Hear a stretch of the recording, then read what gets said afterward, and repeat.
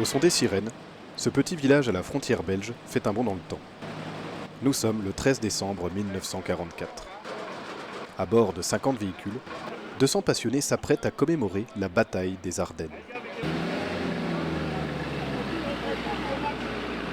Une bataille décisive que les reconstitueurs revivent chaque année depuis plus de 40 ans.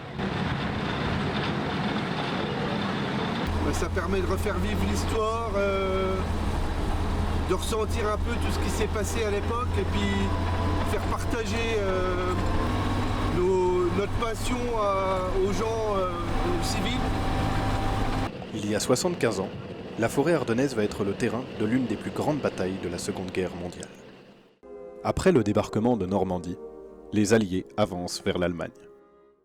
Hitler, dans un ultime espoir, lance une grande offensive qui débute le 16 décembre 1944.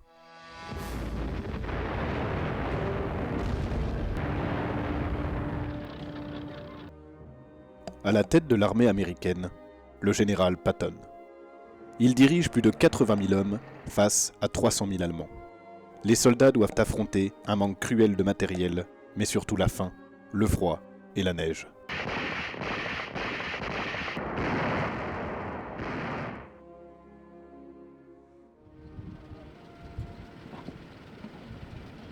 Les reconstitueurs s'appliquent à revivre cette bataille dans les moindres détails, avec des reproductions d'armes ou une simple carte par exemple.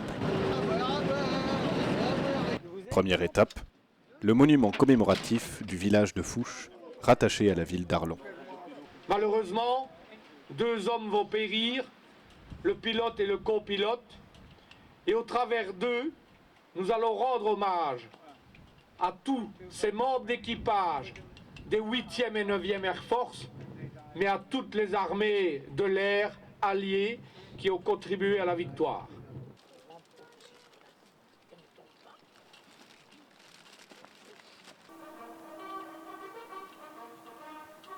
Plusieurs élus étaient présents pour cette commémoration.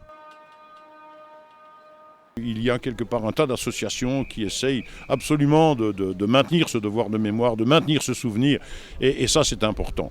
C'est un peu triste quelque part que quand on regarde aujourd'hui encore un petit peu autour de nous, que tout compte fait, dans la jeune génération, il y a très peu de jeunes qui viennent se renseigner, qui viennent écouter le message. N'oubliez jamais.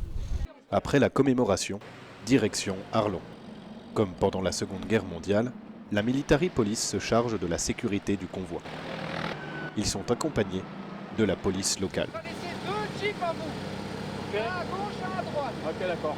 Ok, merci. Malgré quelques difficultés à entrer dans la ville, le convoi arrive à se stationner. L'occasion pour les reconstitueurs de partager leur passion et peut-être d'attirer les plus jeunes. C'est vrai qu'il y a plus de personnes d'un certain âge que les jeunes. C'est vrai que je pense que les jeunes sont un peu plus intéressés par tout ce qui est ordi et compagnie que de se balader en costume d'époque et tout ça. Il y a beaucoup, j'appelle ça nous nos anciens parce que c'est eux qui ont commencé d'abord à nous montrer la reconstitution. Et c'est vrai que il faut qu'ils acceptent aussi les jeunes avec les nouvelles idées de jeunesse qu'on a évidemment. La deuxième commémoration de la journée est dédiée au général Patton. C'est de la ville d'Arlon qu'il lança la contre-offensive. Pour cette occasion, le petit-fils du général est présent. Il n'avait que 5 ans à la mort de son grand-père. Il nous raconte ses souvenirs. Lorsqu'il est revenu du front et qu'il est rentré à la maison, il m'a vu et m'a demandé « Quel âge as-tu » C'est mon premier souvenir de mon grand-père, mais j'en possède de très bons du général Patton. Il était un combattant, il était politicien, mais il n'a pas pu être un grand-père très longtemps, car il mourra en 1945, alors que je suis né en 1939, donc... Pour terminer, un hommage musical, le concert Remember 1944, est organisé à l'église Saint-Martin. L'Orchestre international du Shape rejoue quelques grands classiques du jazz.